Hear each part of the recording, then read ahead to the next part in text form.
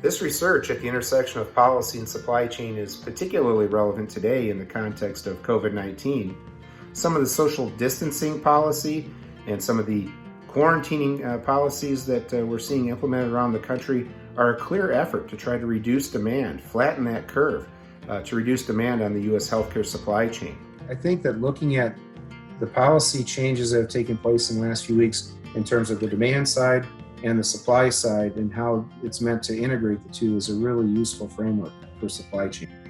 I think as supply chain people, we've been very supply oriented, even with the idea of demand chains and trying to be responsive and agile. And, there's not a company in the world that doesn't want to be agile and responsive to customers' needs, but I don't know that we really thought about it from the perspective of being able to influence customers through the supply chain.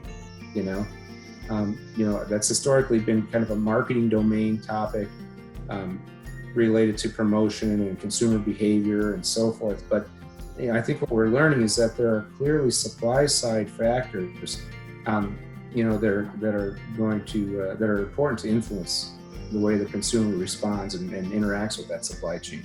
I think we should be more sensitive, of course, to the role of the consumer in healthcare. I think we clearly are going to have to understand, because of what we've done together here as a world, as a country, that we influence the demand that exists on the healthcare system.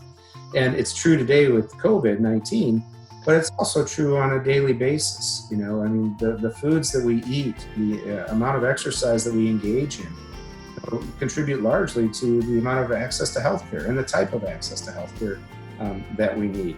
So there may be policy changes that, do more to incentivize, consumers to be more consumer oriented about their healthcare.